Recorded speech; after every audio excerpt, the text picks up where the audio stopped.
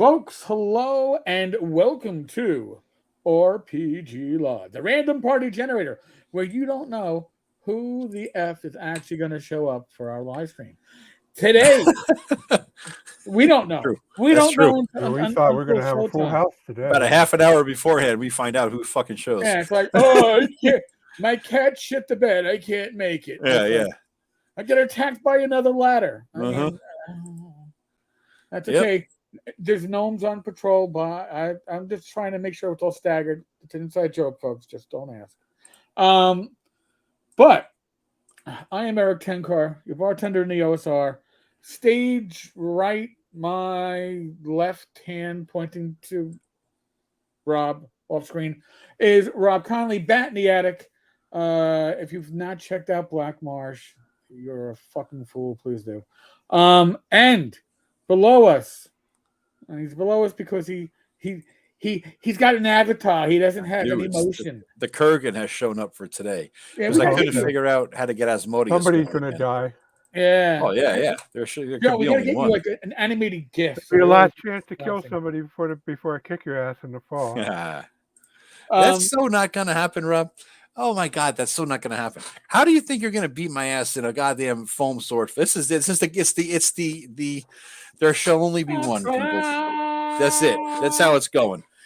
So me and Rob, we've been talking smack for what 8-9 months now, Rob, about a foam sword fight when I beat my nephew last year. Smack, and I just calmly replied, "I can take you on." So. We're gonna have. Don't worry, folks. We will have paramedics on hand because we're old and we will probably die from heart attacks. But in case we don't, there will be a winner in the foam sword fight. And ladies. And there will be a winner. It will be me. And I just bought a wooden shield, by the way, off Amazon on sale for like $69. It's wood and iron. It's a Viking thing there, 24 inches. As long as you put foam on the edge. No, you want the wimpy foam on the edge. I'll do it. I don't want to hurt you. Give you, bloody nose or nothing. But yeah, it'll be fun. It'll be fun. When Rob comes out for Shire Con, when I ran the LARP chapter, I had to go through the experience of explaining to my insurance company why we have to pay for the dental work for the guy. Dental work. Okay, so we're lining our shield with fucking foam. Yeah. So, I don't mind that. Well, I don't want to lose a fucking tooth and eye or a nose. I mean, Jesus Christ, foam swords and wood and iron shields. We're going to the gym. So a foam edge shield shouldn't be a problem. Yeah, it's no big deal. I don't mind that at all. But I bought some weights for my wrists so that when I walk around and do normal mundane things, I'm getting the hang of lifting something and swinging something. This is how we old people prepare. This is nothing like the Rocky preparation to fight the fucking Russian out in the woods. Get 100 arm lifts a day. Yeah, we're not doing anything like that. We're just, this is old guy preparation. It's not like Rocky. It's like Rocky as an old bitch. So that's what we're doing. I may do some play testing to see if I still got it. If the event is what I think it is. If my aftermath when I do the gym a few nights a week is any indication, it's going to be a pathetic match. I talked to the girl next door who I hang out on the back deck with every once in a while, and we enjoy herbal supplements. And I was telling her this the other night. She's like giggling and laughing her ass off. She goes, "Oh my God." She's Puerto Rican. She goes, "I'm going to invite my whole family. Please tell me what day it is." She wants to make it a massive Puerto Rican family event to watch you and I fight. I'm like, no. Oh my God. Yeah. So this is I'm going to be walking around taking the bets. It's like, hey, $5 on Rob. I'm just going to reply here to. I'm going to reply here to dream big. Those are fighting words. Fighting words. LARPs over the FCA. The FCA is cool and all, and and their fighting style is far more hardcore than any of the bopper LARPs. But here's the thing: if a guy's an asshole, you can kill him in LARP. Can't kill him in FCA. No, not legally, at least, right? Well, I don't think you can legally kill him. No, you can kill his character, and you have to start at level 1, which is. I mean, yes, you can beat somebody if you're physically talented in the FCA, but it's not like you're going to reset them back to level 1. So here, I got an SCA story, actually. When I was in college, I worked in the public relations department for one semester of college. And that's when I realized how all the PR wants to do is write newspaper articles in a newspaper article format to send them to the newspaper so that somebody else could take the credit, put their name on the article so that they get publication about your event. That's the entirety of PR back in the 90s, right? So So Probably not, too. so the PR department of the college where I was doing my internship, right, which was a great experience, sent me on an assignment to write an article about this thing called the Society for Creative Anachronism. I'm like, all Joe right, the lawyer on assignment. on assignment, on assignment. On your video. So I'm like, what in the hell is this? This is early '90s, before the internet. I couldn't email somebody. I had to knock on doors and find a dorm room. It's like, what is this? What do you do? And at the time, this is '92. I'm already, I'm 9 years deep into D&D, and they told me what it was. I'm like, how have I not heard of this? So they invite me to the gym to see them practice fight, because they had a local chapter, right? So they're like, I'm interviewing them as best I could, trying to figure out an article. I'm like, I'm finally in my element. D&D and writing. This is the greatest thing ever, right? So I go, and the guy says to me, and he's like some champion of the realm or whatever the fuck they call it there in the SCA. He says, kingdoms or whatever. I said, hey, he goes, you want to fight me? I'm like, yes, give me weaponry and armor. I've been waiting for this moment my entire teenage life, to put on weapons and armor and go beat someone's ass. So I get up there in the middle of the gym with 1,000 people in there, and he suits me up, and I realized how pathetically out of shape I was, because it was fucking heavy, right? Next thing I know, he proceeds to whoop my ass left and right. I was like, let me guess, he clocked your head a couple times. Dude, he didn't even go for the head. He didn't need to. He was just clobbering me everywhere else, man. I think he had pity on me. I couldn't keep the fucking shield and sword in the air. I was that pathetically weak. I'm like, the fuck is this? And I'm like, I'm dying. I can never be a sword. I'm like, I'd never be a knight with a sword. I'm like, this is sad. But it was a good assignment. It's not so much true of BOP or LARP, but in SCA, when you fight SCA and you haven't practiced a lot, the best tactic is to get the shield up here and get the sword over you here, and just turtle up and only strike when you see an opening. That's what I do with guarantee open. Yeah, that's when you strike. Otherwise, it's defense all the time. Or that's how it was later on in college. I joined the fencing club, and that was fun. I did that for a semester. It was mostly a bunch of people. I joined because it was fencing, sword, D&D, and swords. But then I'm like, you know what? This is a good time. And then everybody after time would go out for drinking and smoke a little bit. I'm like, oh, this is good shit. So this is a great thing, great club. And then I did it for gym class. So honestly, that's the only experience I have is fencing. So that's kind of how I approach the foam sword thing, Rob. Fencing's a solid background. Yeah. Now I got a shield, so we'll see how it goes. The only thing about LARP and SCA to an extent is that combat, unlike AD&D, it doesn't last for 1 minute round. They go by very quick. Yeah, we had a documentary crew come down to our chapter at about 94, and they were filming what we're doing. Because partly our parent organization is the Boy Scout Explorer Post, so we had a human interest angle. Wasn't a for-profit thing. And I told the guy with the camera, look, you're going to have to be on your toes. This is going to be over like that. You're going to have to quickly. Yeah. And he scoffed. I mean, he literally gave the scoff. Yeah. And okay, and the fight happened. And there was silence afterward, and the cameraman goes, could you do that again? I didn't catch it. Oops. It was a legit fight. It lasted for about 20 seconds. Yeah. Everybody, fought their hardest, and, eventually one side prevailed. But, fight can drag out if you fucking run away and they're trying to chase your ass down. Rob, my whole strategy in this is rope-a-dope. Everybody who's my age and around our age knows what the hell that means. I've been going to the gym religiously for a year. I weigh less. I'm in better shape, and I'm about 5 years younger. I figure you legit have 10 years experience in actual sword fighting. I have done 1 semester in college of fencing, and I've watched Conan and the Highlander many, many times. So it should be interesting because it's going to be a little bit of age and agility. Conan and the Highlander is part of. That's there can be only one. That's it. And I'm gonna, dude. I might go Conan, I might go Highlander, I might go a blended style of the two. But we'll see how it goes. But either way, Rob, you're going down. This is going to be a glorious thing because Matt is already have to pay me up because I beat his ass into YouTube subscribers. He owes me a steak dinner of whenever I want when he comes out here, and he's donating $100 to his favorite, my favorite charity. So Eric, I think that's the one you do your fundraiser for. I'm going to do, you know, Ooh, oh, right? gee. Because All right. that'll humiliate him on camera when he has to actually I'm give out gonna. another 100. It's gonna humiliate me Oh, on me? camera. I but didn't bet $100. I don't know. No, you didn't bet 100, Rob. You bet 150. But yeah. So Eric, we're gonna. What? No, you didn't bet anything, man. But it's gonna be a glorious victory because I'm gonna have the victory dinner and donation from Matt, and I'm gonna beat Rob in a sword fight when all the whole, you know, half of Puerto Rico is gonna show up and watch. So yeah, it's gonna be fun.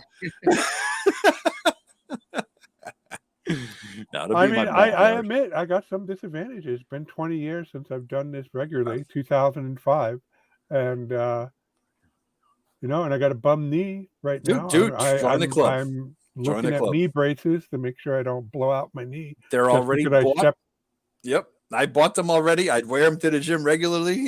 My knee is a bad. No, I got 2 bad knees. I've done some walking, but I have not worked out in the gym. Oh, it's gonna be interesting. I'm rope-a-dope, and that's all I got, man. I'm gonna wait for an opening and poke you because, as I said, the touch is the only thing that matters. You don't got to like do a brutality all swing. right. So now I got a question then. Yeah. Touch is the only thing that matters. So, is this thing being scored by a judge, like a ref Well, going? there's gonna be enough people there to mock us that I figure we could rope him in as refs. Yeah, I know like- my brother is not gonna miss this for the world. He would Yeah, I get. know, but you're gonna have like point, Rob. Yeah. Well, I mean, we're gonna be honest. I mean, that's you how know, you gotta like, be honest. Break the clutch up. Break the clutch Oh, up. yeah, that's true. I don't know about breaking because it's gonna be we're both honest. We're not gonna cheat. You know what I mean? So I figured we're gonna call the touches and that hits or whatever. And that'll Ooh. be it. I'd be like, show me on the dummy where Rob touched you. Yeah, Oh, I know, right in the ass. Have you fought with a shield before, Joe? No, that's why I know. I have no idea what the hell I'm in for here, Rob. This is the interesting thing. That's what I'm saying. I only did the fencing thing, so you know this is in Lake Flynn, the dagger of venom. Nice. No, I never have though, Rob. This is gonna be interesting. This will be fun. I don't know how much the shield even weighs. You know, I have no fucking idea. This is just going to be 2 fucking old fat guys out there swinging swords at each other, withstanding the mockery of everybody in the area who's watching, and hopefully we don't end up in a hospital in traction or with a heart attack. This is what you're in I'll for find here. out this weekend if my luck holds. I'll find out weekend how badly I'm out of practice with this stuff. I'm practicing with my nephew. I'm going to a Viking Fest, and they have Fest. the format. The sword master, and if it's like any of the other face the sword master things I've been, it will actually be comparable to what me and Joe are doing. All right. I got a rent fair coming up in the next couple of weeks. I'm going to get one of those coaches who says, "Oh, pay $5 and fight with a real sword," kind of guys. Say, dude, I got a fight coming up. You got to train me. Hit 100,000 to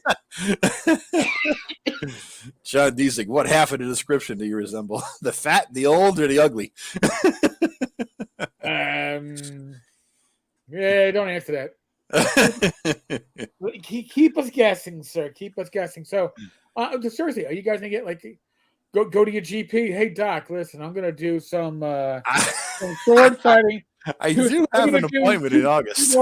Two old fat guys fighting with foam swords. Yeah. September.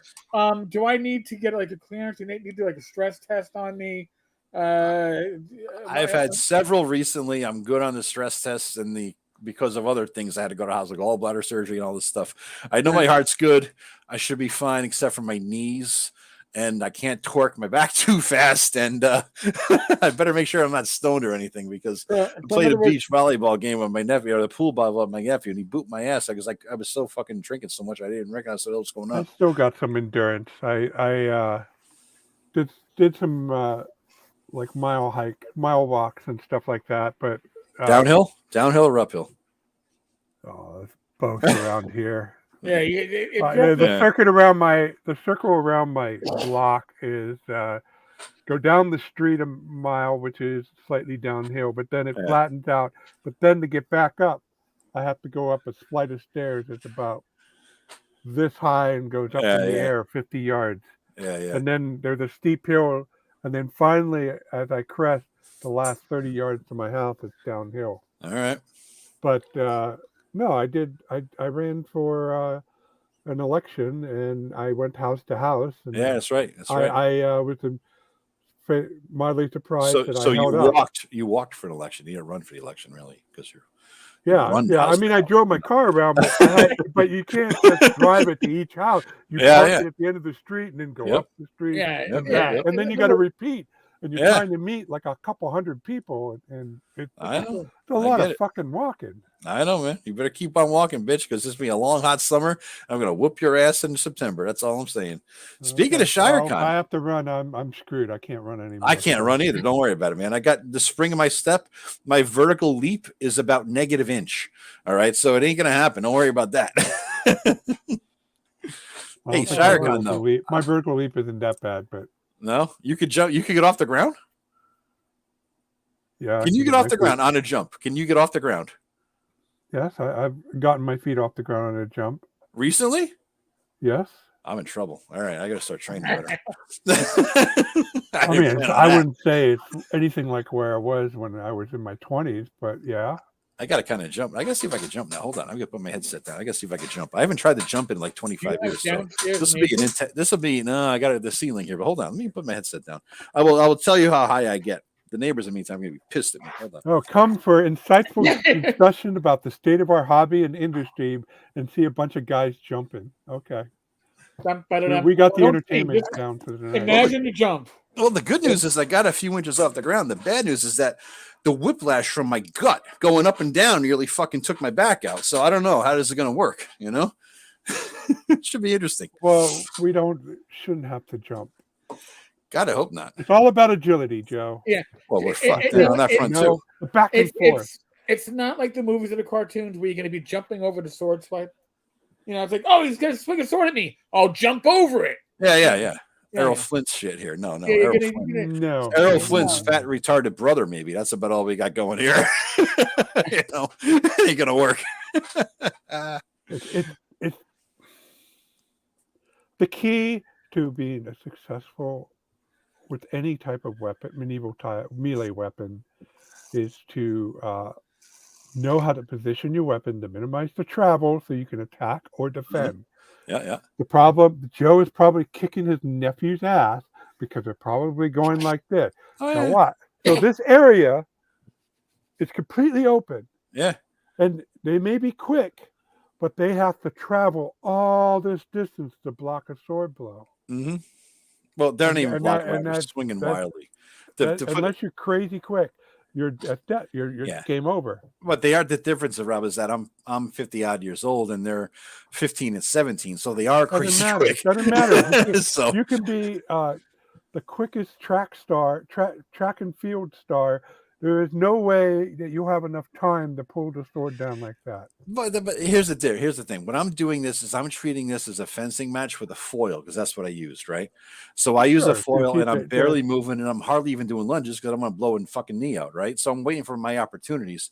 These guys are treating it like a combination of they're using it like a saber, right? In terms of fencing styles. So they're swinging like a saber. I'm poking like a foil.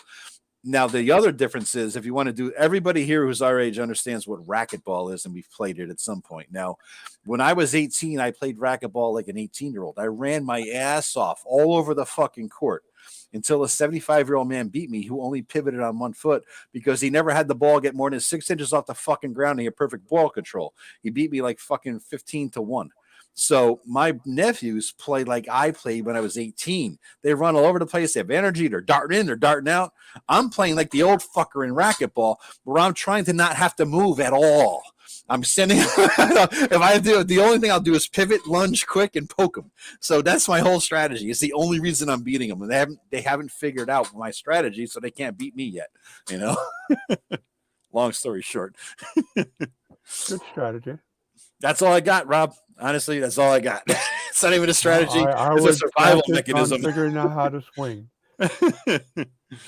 Racquetball's tennis. We don't chase the ball as far. Yeah, but you got to plan angles and shit. I used to try to swing the racquetball as hard as I could, the racket, and bang the ball off of so many fucking walls. Ultimately, it didn't matter because the guy's still standing there, pivoting off of 1 foot, returning it because I kept the ball fucking 6 feet in the air. It's no strain for him. You know, I'm 6'3" feet tall at the time, and I'm bending over, killing myself trying to hit this ball. It sits off the fucking ground, beat my ass. That was when I was younger, I didn't do much racquetball. It was a lot of handball, And Is it handball, really? That's a oh New York yeah, City thing, Eric. That's a very yeah. New York City thing. And you play handball, and by the time of you're like, you've done it, you play it off and on for like 4 hours, people coming in, coming out, and by the time you're done, your two hands, Hmm. you couldn't do any, you couldn't close them. Yeah, I believe They it. were Just swollen up. all Yep. swollen. You couldn't put your hand in your pocket. You couldn't do Yeah, anything. yeah. For hours. But yeah, it was a big. Yeah, my father used to play that when he worked for the phone company. That was his lunchtime. Him and the Yeah. guys would go play Yep. handball. So Interesting question here. We have Mr. Who is it saying? Mr. Gunn, what is our topic tonight? You'd be interested to know how little prep we put into this, Mr. Gunn. We What's suggest the a Rob couple of, Conley announce? I was going to announce something. I don't know. no. You missed it. See, we're trying to. Mike and I are trying to figure out a special day to have Rob on and have Rob with his bag. And I'm not sure if it's going to be a raffle or an auction. That's nice. Yeah. The I'll Rob be right Conley back. bag. Right back. But we haven't figured it out yet. There's a day in July where apparently Glenn can't make his scheduled appearance. So Mike's like, that'll be a perfect day to bring Rob on and have a very special talking crit. Just give me 2 weeks notice in case I have something vacation-wise planned. Of course. We're not like, Rob, tonight in 7 minutes, you're on. I mean, we could do that, but I mean, it wouldn't be fucking fair. So, no, we wouldn't do it to you. And by the way, the unofficial topic, which is the official topic, because I actually put it on to the graphic, was what's in a name? And apparently, by calling yourself Tales of the Valiant, you've put up the white flag, because that's a really fucking horrible name. Tales of the Valiant. By the way, that Kickstarter ended. And it ended well short of Shadow Dark. That's embarrassing. Not embarrassing for Shadow Dark, but it's embarrassing for Tales of the Valiant. Oh, Tales of the Valiant. I'm sorry, coming back now. Yeah. No, I mean, but hey, is it really though? I mean, of the $1 million, it went over $1 million, right? Yeah. So it's still $1 million Kickstarter. But Rob, the size and scope of Cobalt Press versus Shadow Dark is Kelsey and her wife. Cobalt Press has been around for 15, 20 fucking years, and what they have in terms of a deep publishing background and people working for them and name reputation, and they couldn't beat Shadow Dark. I mean, Jesus Christ. I mean, we're in an I mean, when we're talking about industry, we're talking about entertainment. So, I mean, it's not exactly a zero-sum thing in the first place. It isn't. However, I think that everybody's expecting Tales of the Valiant to be the 5e killer, right? The Pathfinder of 5e. Yeah, exactly. And it isn't. Okay? No. It isn't. Now, they came in at 1.15, so they're $200,000 less than Shadow Dark. Yeah. And they're about 3,000 backers less than Shadow Dark. Now, this is it done now, Eric? Is it over? Did it fund? Over. Okay. It's over. It's funded. That is, put a fork in it. It's done. Yeah. I wonder what the overlap is between the two. Well, they're both based on a 5e, and it's modified. It's somebody's house ruled 5e, just like Pathfinder. But very different. Tales of Valiant is more like, I wouldn't say it's more like Pathfinder, but it's not a simple system. It's crunchier than 5e. It's crunchier. Yeah, Tales of the Valiant though does to 5e what Pathfinder did to 3.5. Right, so it's at the same level as the current version of 5e is, same level of complexity. Right, but your characters are more powerful. Yeah, it's like the ultimate 5e splat book. It's somebody's high leveled or high powered 5e house rules. I think that's all it really comes down to. So they're gonna change shit up and add shit to it. And why do you do Tales of the Valiant rather than 5e or 6e or whatever they're gonna call it? Or they're gonna be 5e, whatever. Why do Tales of the Valiant over that? Because your character could be even more badass with us, right? What else do they have to sell? They're not gonna have the VTT.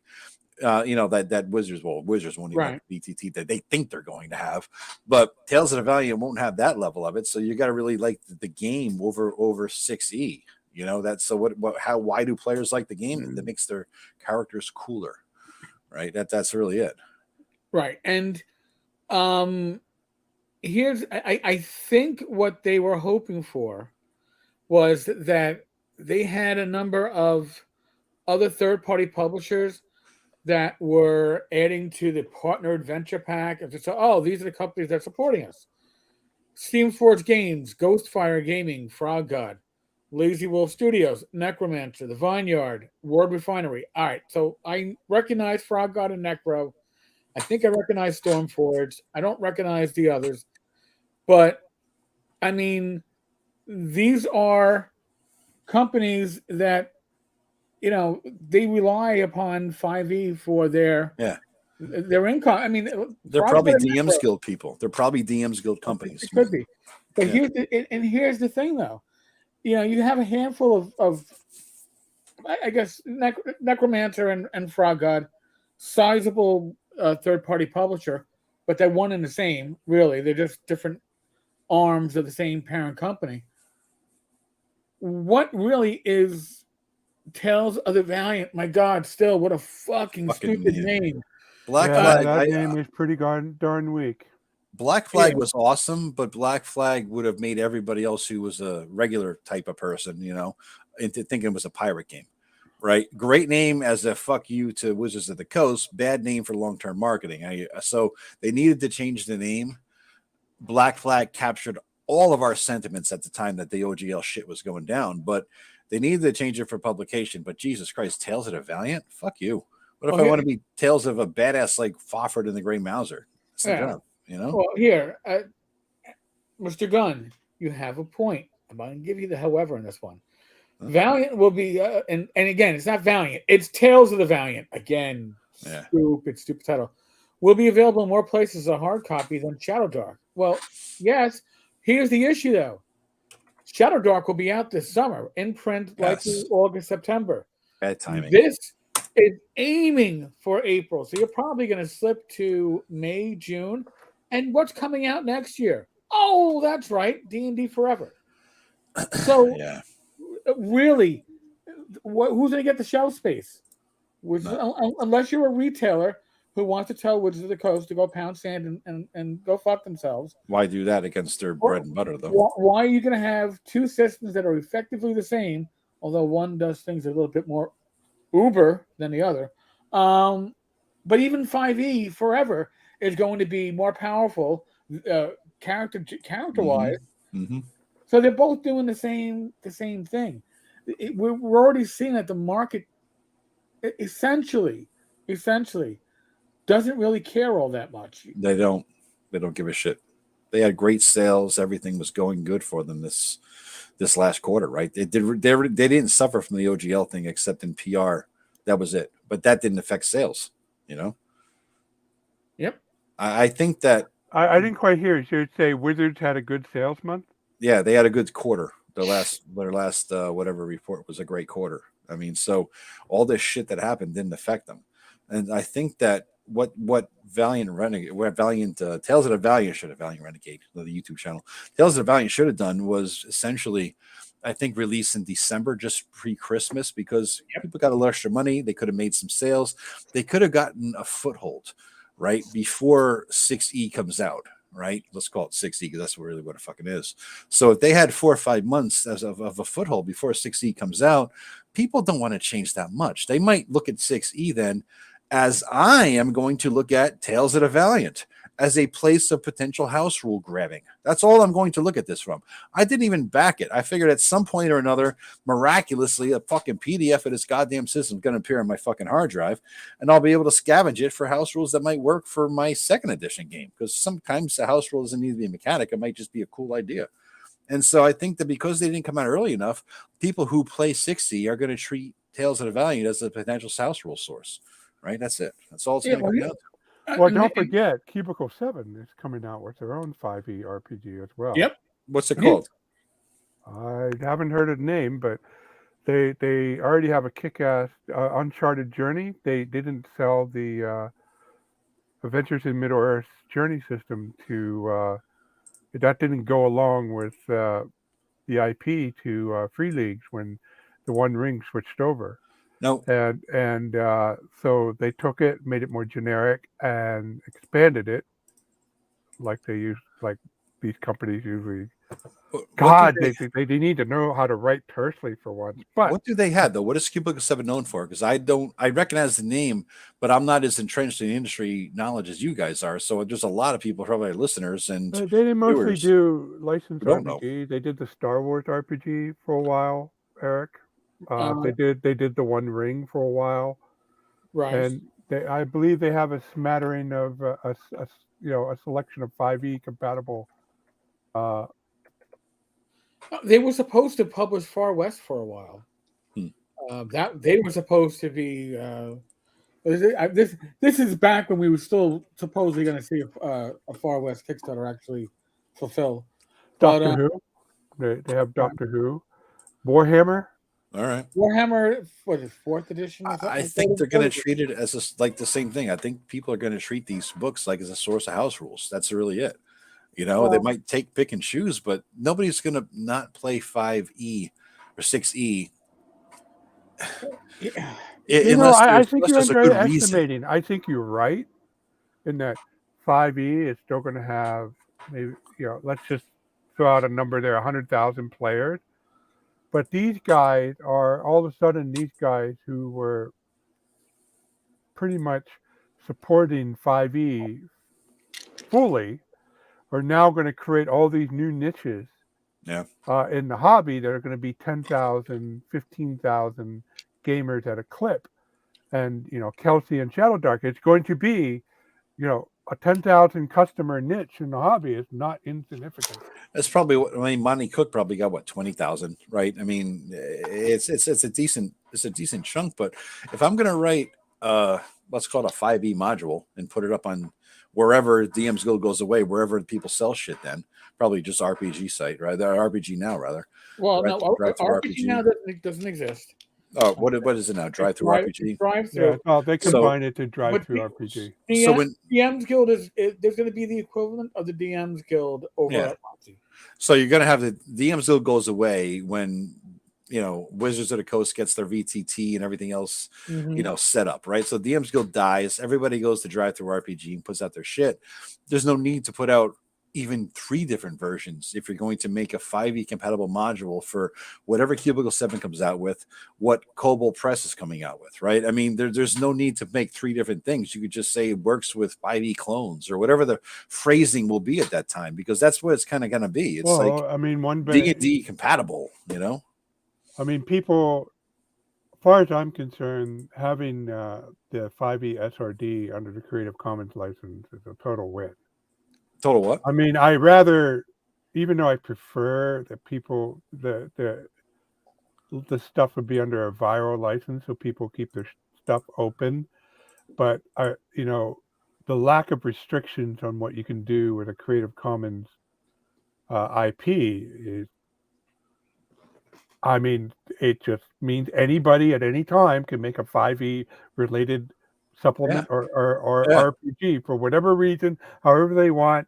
And the only requirement at some point in their product they credit Wizards of the Coast, which is as far as creative freedom is, It's minor. better than the OGL. Yeah. Which has requirements that you had to keep your mechanics open. I think in 3 years we're gonna have such a different world. 3 years, DM's Guild is gone. Drive Through RPG is the place. Most of the 5e crowd is playing online predominantly. If they go with the VTT, it's going to be a 4e. I predict for the tabletop hobby and industry, it'll be another D&D 4e moment. I agree, but that's what they're dropping all their money into, Rob. Except there's a good chance that it will spawn its own hobby, where D&D would just D&D 4e would just. I was thinking about that because you guys, I don't think you said you didn't see the Professor Dungeon Master's video today. It was actually really good. He was talking about his call it 6th edition. Is this edition that's coming out going to be the final edition of D&D? Are we in the in terms of editions? It's forever D&D. It's forever D&D, and he says basically yes, with minor tweaks you might get here and there. That's pretty much we're done because it's the best system. It works, and they're going because he traced the lifespan of a thing over like 4 stages, and he says we're in the 4th stage, where the first one is the creator stage, the next one is the blows up stage, the third one is the get sold stage, I think, and then the 4th one is what we're in now, where it becomes a lifestyle brand stage. And and so what I was thinking of out loud in my head when he was saying this out loud was what he could have said it differently. And he says, I think if he put it in that we've passed the hobby stage and we're into how do we monetize this brand stage, because Wizards of the Coast no longer treats this as a hobby they can make money off of. It is a corporate lifestyle brand. The hobby of D&D is not going to be paid any attention to. And it's all going to be how do we make money off of this D&D brand name, just like Monopoly or anything else, right? We have Monopoly for every college under the sun, or Star Wars or Doctor Who Monopoly or whatever the fuck. So it's going to be something that the name stands, the brand is out there, the books are an antiquity or a oh, isn't that nice kind of a thing. Everybody's going to be playing it online. It's going to spawn things like t-shirts and movies, but the roots of it are ignored. Is it? And I think so. Well, the movie sucked balls, but you be different that opinion. Well, the movie didn't suck balls, but it certainly did not make its money back. It didn't make its money back. We agree on that. But the bottom line is that I think it's going to utterly fail, Robin. That we agree. I think they cannot do a good VTT. They cannot make this a lifestyle brand, because it's that aspect of it that made it cool is on a downswing. Stranger Things is done. Big Bang Theory is done, right? D&D as the cool thing that lasts a few years that people do in their free time as always, and this is going to be fun kind of thing, is done. And what's going to be left is I do. I think we're on the downswing of that. Joe, what you're basically saying is Wizards of the Coast again has missed the wave. I was like, oh yes, they absolutely did, Eric. They absolutely missed the wave. Well said. Look, there's a wave. Oh, well, there's got to be another one coming. Let's get ready for it. No, you missed it, motherfucker. Wait 20 more years, until D&D is VR. Then maybe you got that next wave. But plan for that shit. I think that the fact that the board game boom isn't over yet means that tabletop, the sheer number of players playing tabletop role playing is not going to abate anytime soon. I think this is kind of done. I think it's on the downward slope, put it that way. But we'll see. We'll see what happens. But it's we're in for a different thing where I think the Dungeons and Dragons hobbyists are going to revert to the niche they finally crawled out of after 40 years, reared their heads, influenced the next edition, and now we're just going to descend back into the fucking caves we came out of. And we influenced a little bit in 5e, and then we're done. Our role is over. We're not going to matter anymore. And there's going to be the D&D hobbyist, and then there's going to be the D&D lifestyle person, right? The D&D lifestyle. I say that the fact that we have the internet impacting how we publish and distribute material hasn't played out yet. We're not going to sure what's going to be. I don't think that all of a sudden that we're going to have 100,000 customers for any one of our products. No, that's not what I'm saying. That's not what I think is going to happen at all. What I think is going to happen is that we're just going to have more and more niches proliferate, and the existing niches like the OSR are going to continue indefinitely into the future, because they're not dependent on being the fad. They don't have to be dependent on being a fad. We can reach those who are interested in the OSR. We can reach those who are interested in, and I feel bad for these hobbyists, Tales of the Valiant. Got to get a better name, guys. Yeah. When you talk about that, you look at Shadow Dark, and Shadow Dark was able to get backers not just from the 5e world of gamers, but from the OSR world of gamers. She did the perfect crossover. Perfect timing. And then you got Mork Borg. I mean, even though that's not like on everybody's tip of the tongue, I still see Mork Borg releases all the time, and there's going to be or already a release that seems to have it's not it won't have the impact of the initial Borg release, but it's Pirate Borg. I think that Mork Borg appeals to a certain demographic that doesn't overflow with us, Rob. I mean, not too much. No, I'm just using it as an example of a niche that is thriving on its own terms. You're right. It's not. I don't think that the OSR Mork Borg crowd I mean, aside from the do-it-yourself mentality, is not very overlapping. no.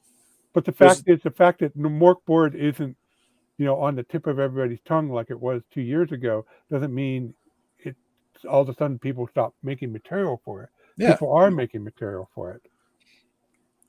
But they're making for Shadow Dark too. Look at Greg Christopher. Ever since he's fucking got that bug under his ass about Shadow Dark, he's put out like 68,000 pages of shit for it, right? James Mishler, he was, back when, Judges Guild didn't go down off the deep end. He was one of the other major Waterland authors, with me, and he's all about Shadow Dark. He just put out a city for Shadow Dark. Well, and he should be all about it because he was the one that brought Kelsey into gaming. That's basically as we would refer to it in the NYPD. That's her rabbi. That's the person. Yeah, her mentor.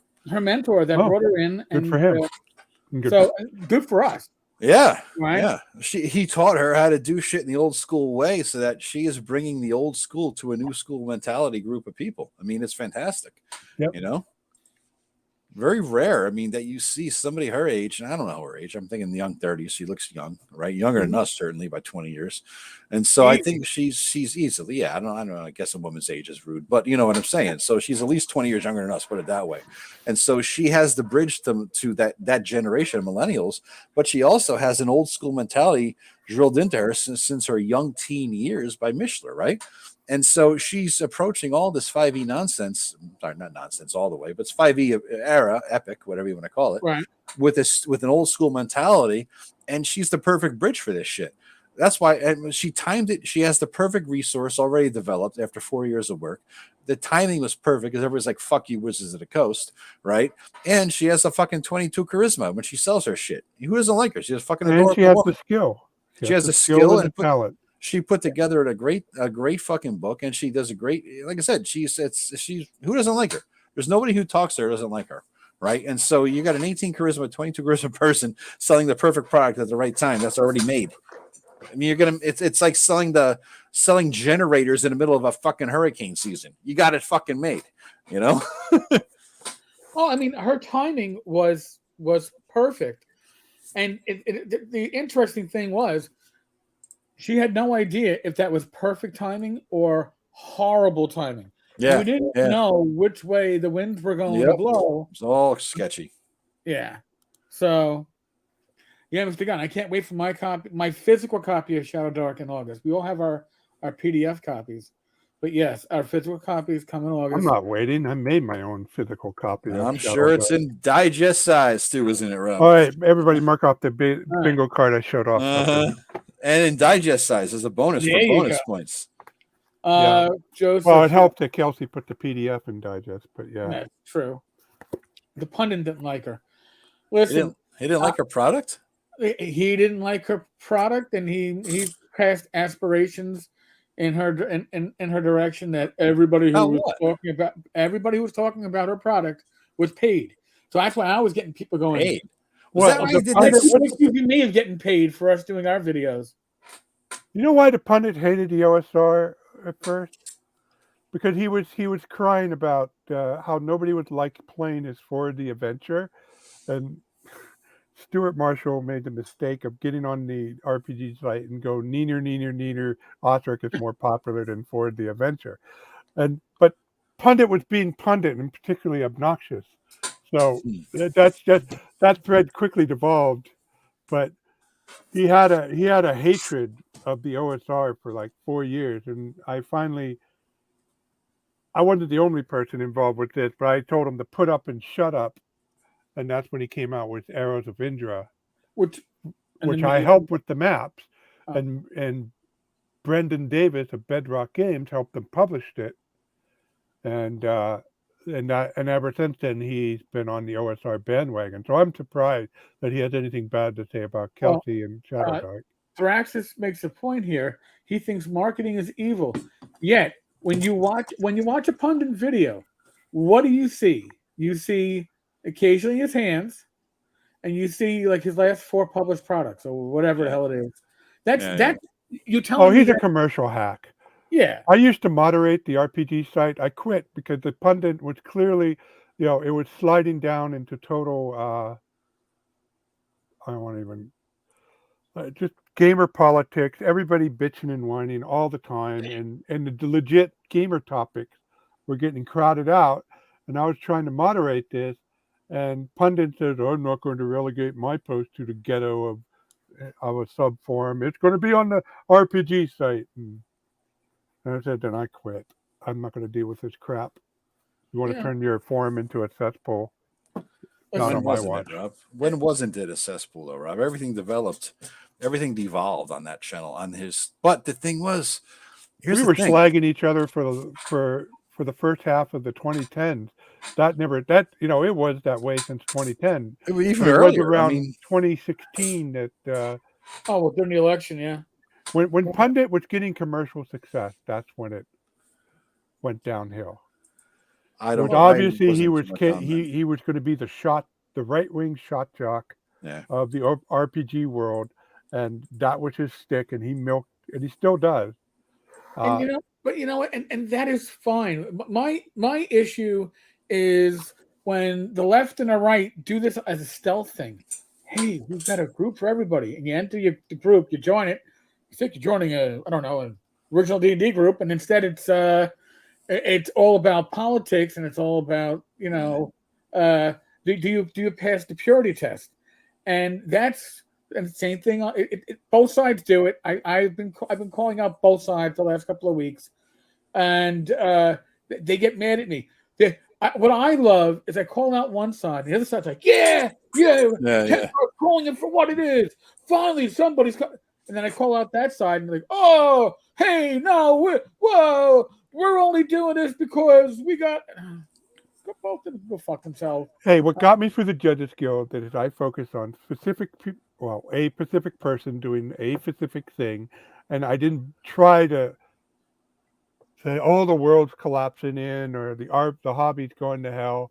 No, it was one guy who did some very bad things that I couldn't work with anymore, and then that was it. But these other places, they're like, everything is because everything's going to hell in the handbasket, and I just get sick of it. Yeah, If you're going to speak out about somebody doing something specific that's bad, and we can discuss the merits. And the thing is, and this is part of the shame, is that Judges Guild was becoming more and more irrelevant as every month went by, and they had nothing to show for their fucking Kickstarter that they took money from the community for. So their meltdown just expedited the irrelevancy. Honestly, I mean, and maybe that was part of the meltdown. Maybe it was the realization that this shit was never going to get done. I don't know. I know. I had 3 people submit complete treatments of City State of the Invincible Overlord in the intervening time. There's nothing I could do about it. I couldn't publish it, and Bob didn't, even when before the stuff went down, didn't want to hear it about City State. City State of the Invincible Overlord was definitely a no-go area. That's where you never saw Majestic Waterland, City State of the Invincible Overlord, because it was definitely his baby, and I'm talking about Bob II, the son, not the dad, and so and. Now, and ever since what happened, look what they've done. I mean, they have a web store out there, and they put out products. And how good are those products? Best thing that come out of that was Judges Guild recently was those 2 massively sized hardcovers that they put out for the Judges Guild material. Judges Guild has their own thing going on. That's Goodman Games doing. Oh, that's what I mean. That's the greatest thing that's come out for Judges Guild so far is Goodman Games shit. It's not Judges Guild shit. Well, I agree. The Goodman Games stuff did a good job. Look at the Judges Guild non-release. I mean, Judges Guild stuff that people talk about, like, oh man, the Wilderlands box set. Well, yeah, that was Necromancer Games. Oh yeah. Oh, what about Teagle Manor? Well, the most recent Teagle Manor was for Our God Games, right? I mean, or their stuff coming out from Goodman Games. Judges Guild isn't publishing Or my Wildlands reprint. I mean, or Rob stuff.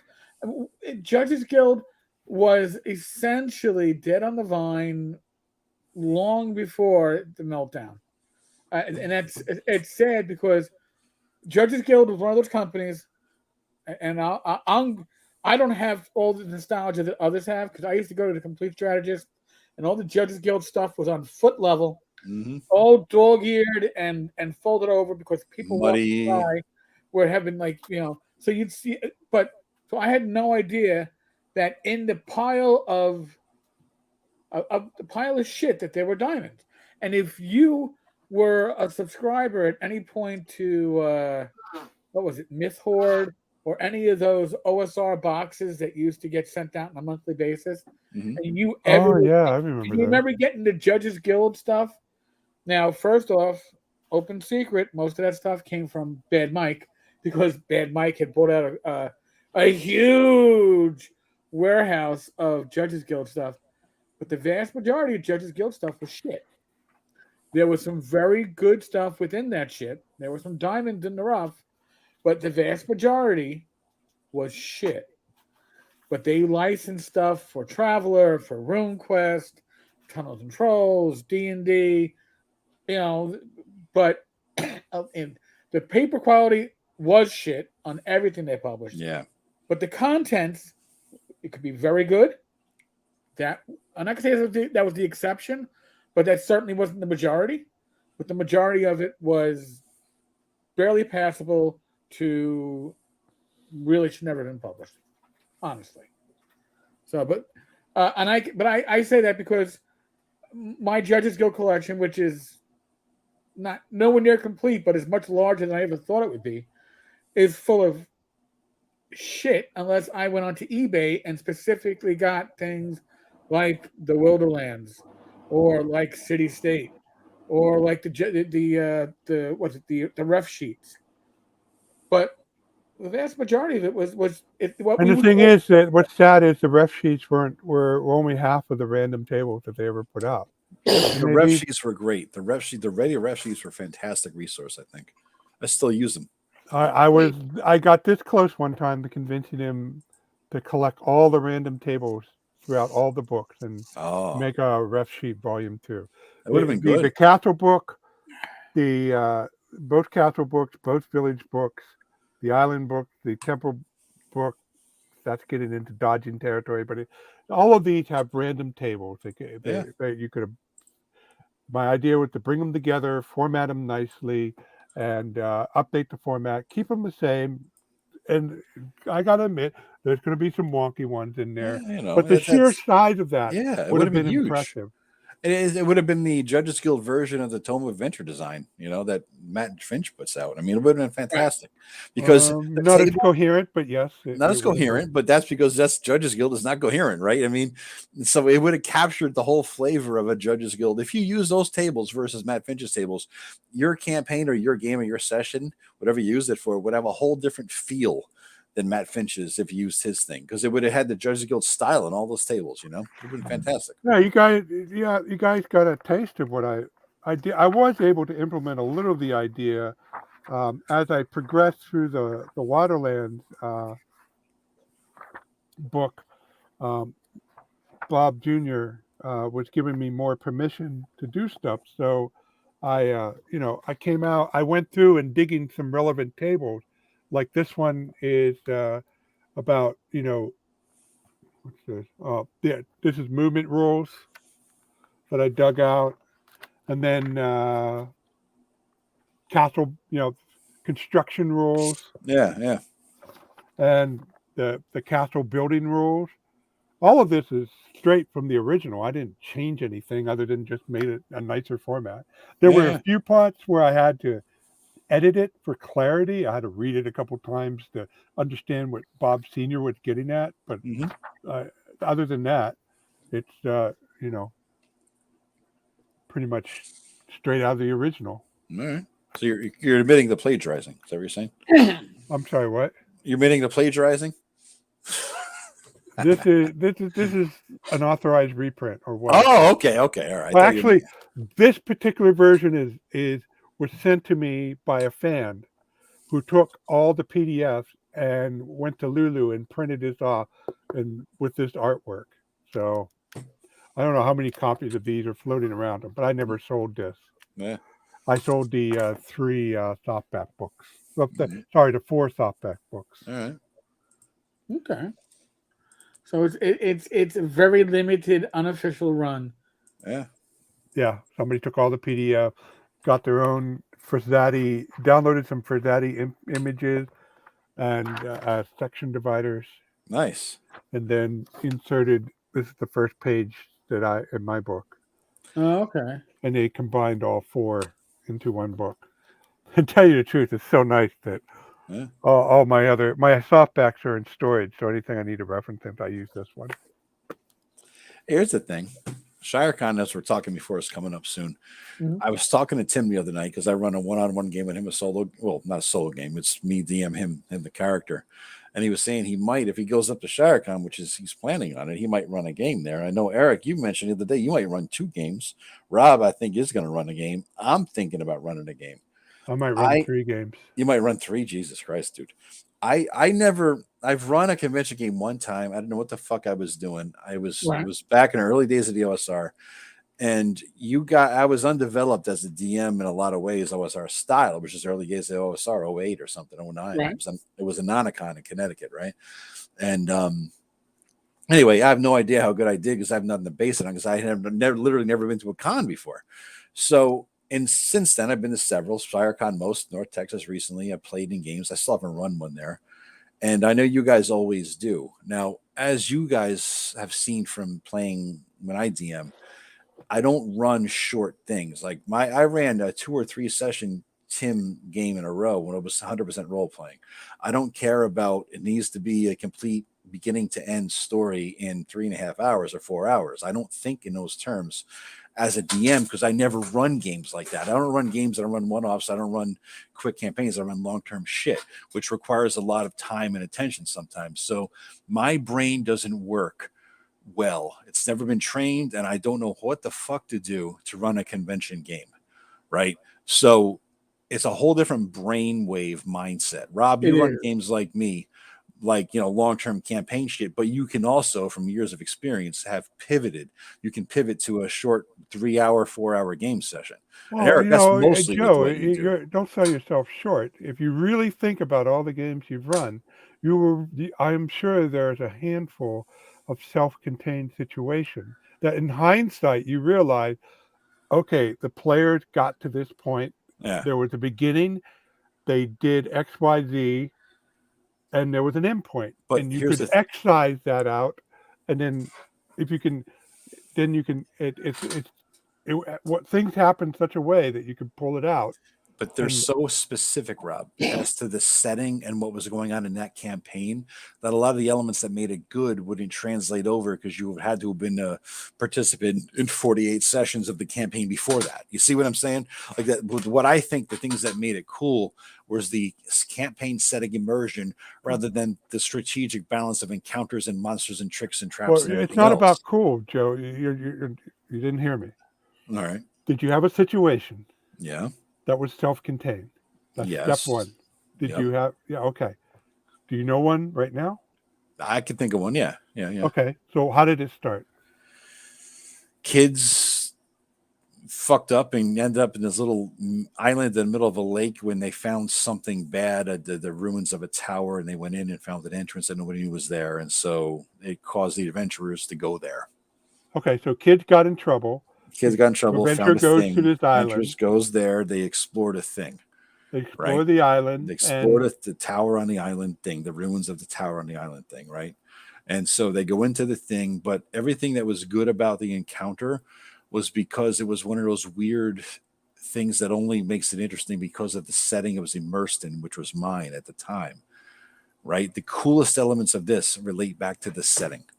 And so I have to pull myself out of the setting and find what is a cool element in a campaign that's not setting what made dependent. the tower cool? The things inside that related to the setting. I can't. And what were the things? There was stuff that you would never see, such as alien high level technology, which I don't want to run anything like that in D&D because I don't like high tech crossover sci-fi crossover stuff. Well, right? you did. You said you did for this adventure. I did because it made sense in the narrow limits of what I did there, and it never happened again. But all right. So Joe, you're overthinking it. I am. That's my point. That's what I'm looking for help. Yeah. But you got take a step back. Yeah. First off, running convention games are totally different than running your home campaign. That's what I'm getting at. What's the difference? What do I need to know? You got it. Well, you almost have to forget what you know, okay? Because you're running a convention game. And I run convention games. I let my players create my swords, which we like characters at the table. Yeah. So I've already got 15 minutes built in for character generation and explaining the rules, and if you're coming back from a prior game, maybe you've leveled up, whatever.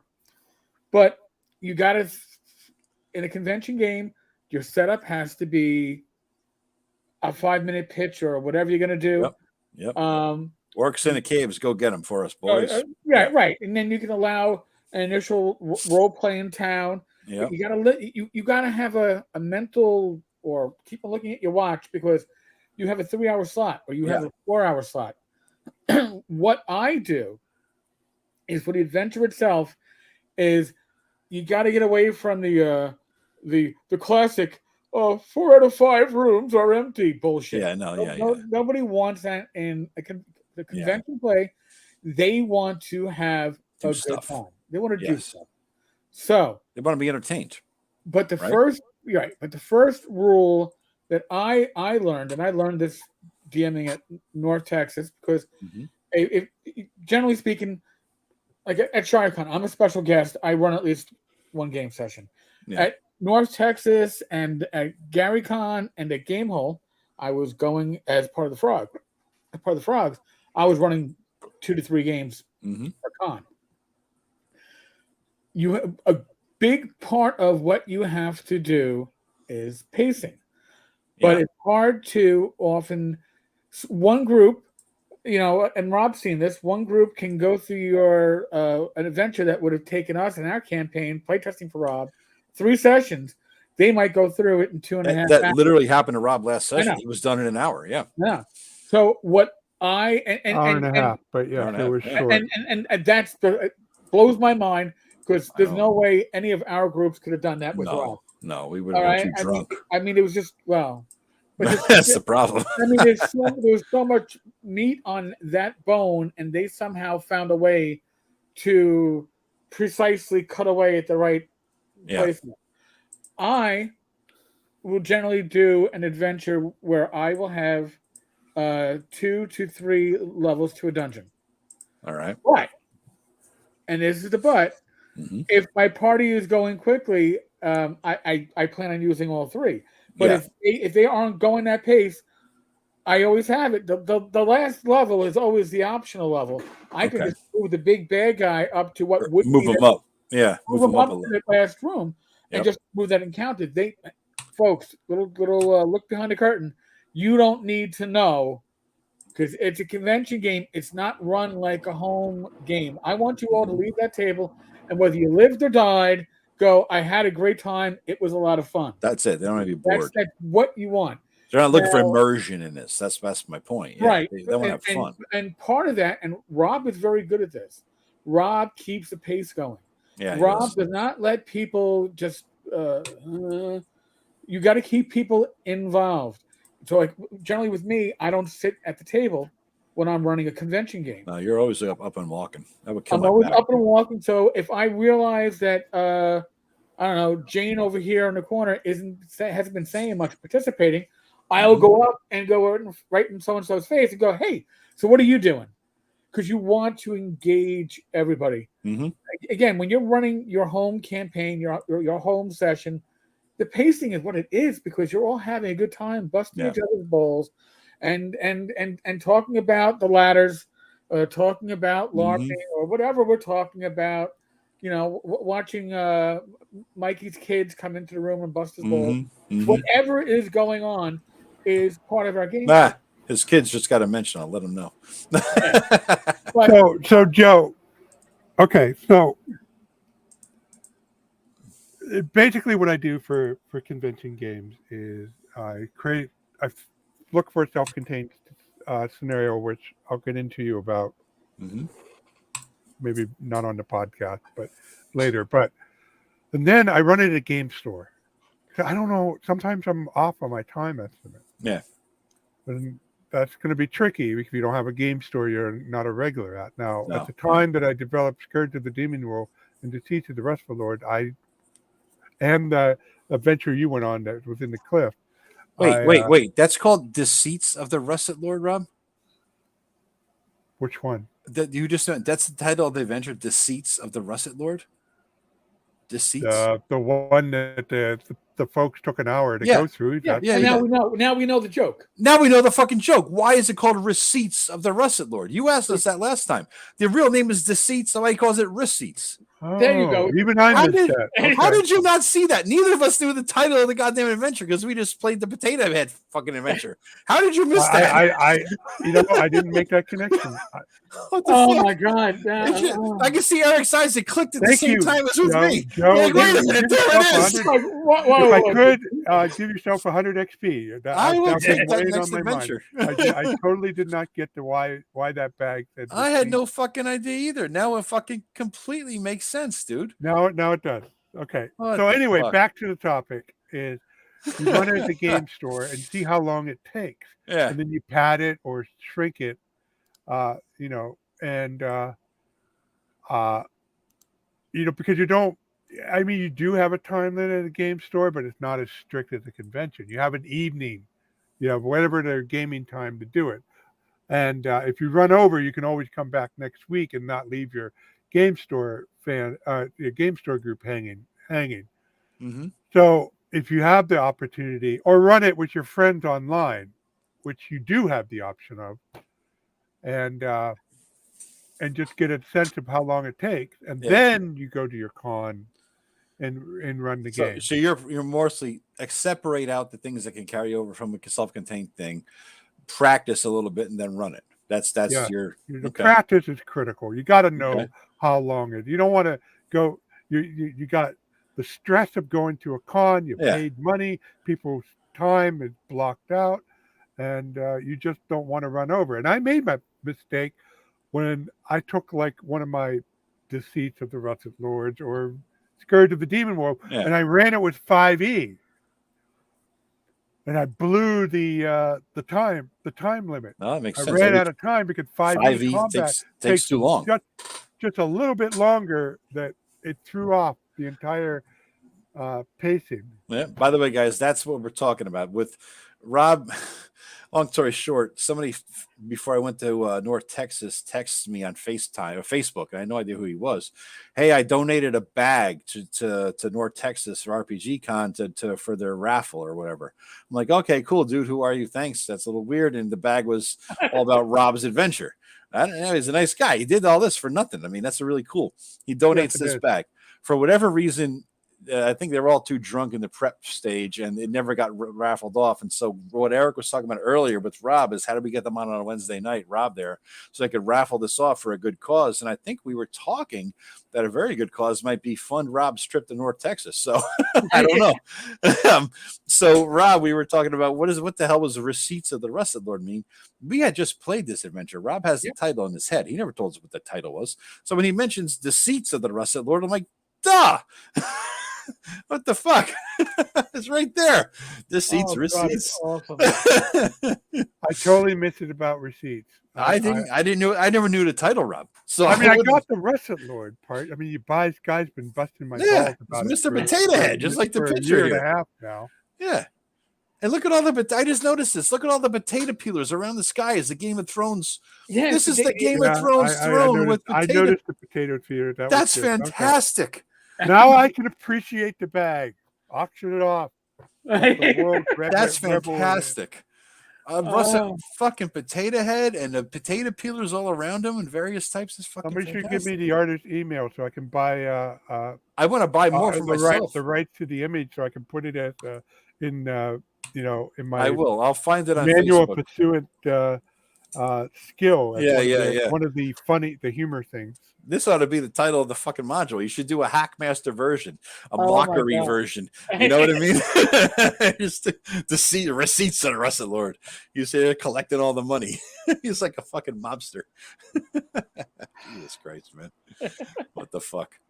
So Eric, your advice basically is prepare to be loose and play it by ear and move the encounters where you want and have no boring encounters. And Rob's advice is practice. No.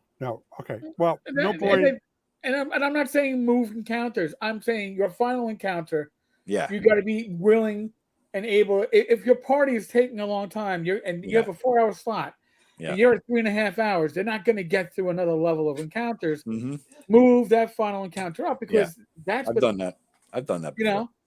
That's it. It's a convention. You can't go over at a convention because somebody wants that table the moment you guys are fucking done. Even if it's a lunch break, they want to eat. They want to leave. They want to eat. Yeah, the whole bit. Right. So you can't run late. Mm-hmm. I always figure if I have a 4-hour slot, I'm looking to hit somewhere between 3 hours and 20 and 3 hours and 40. Okay. That's usually the way I'm looking at it. Well, so while I appreciate your compliment about my pacing skills, what really the trick was, and this is what I recommend you do, Joe, is I do a round robin.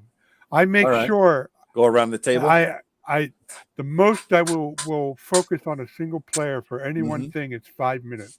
Mm-hmm. Okay, I might go over if it can be wrapped up, but so I talk to player A and then B, and sometimes player B just says, I don't have anything in mind, and then we move on to C. Yeah.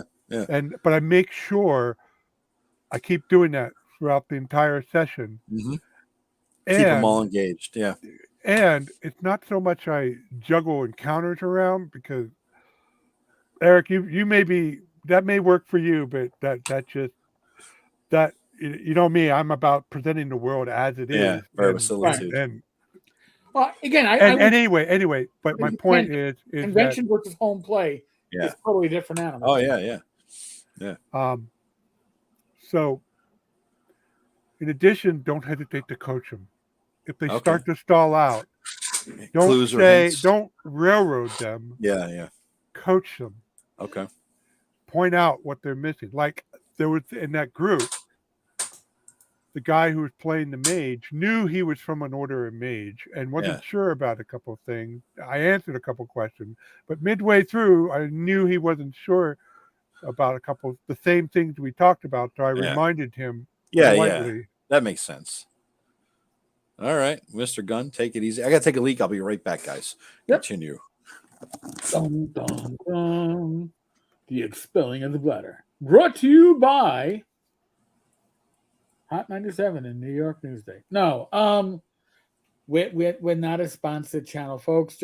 Just as a side note, I'm trying to keep these banners up on the bottom at least through the end of June. I've gotten a lot of positive feedback.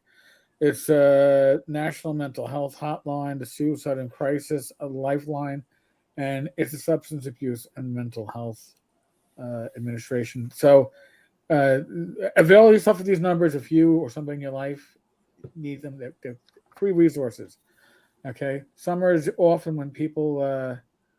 For many people, it's a great time. For some people, summers are a rough time. I know people have seasonal depression in the winter. Sometimes the summers brings up other issues. So just throwing that out there for you folks. And take care of yourselves, guys and ladies. Yes, Mr. Gunn. Thank you, sir. I'm sure you missed a handful of people, Mr. Gunn. You're allowed. We won't hold it against you. We'll be nice to you. We won't beat you up too much. But I hope you'll be able to dig up because I really appreciate Glenn letting me use some of his funnier images.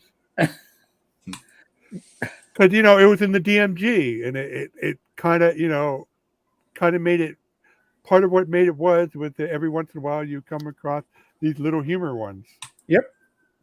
So Yeah. Here's another question, guys. I'm back from taking a leak, just so you all know.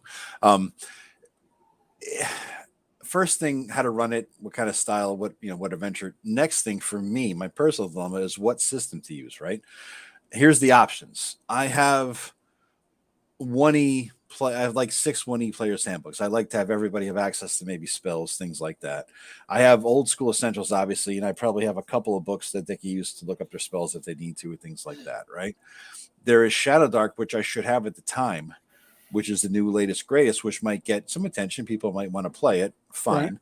Right. There's a second edition game, which I'm currently running, which is heavily house ruled, as you guys both know. Don't 19 roll pages. nothing heavily house ruled, only because they're not gonna have time to read the 2 different house rules. That's the thing. I would never hand them the house rules. What I would do is hand them the character sheet with the house rules baked in.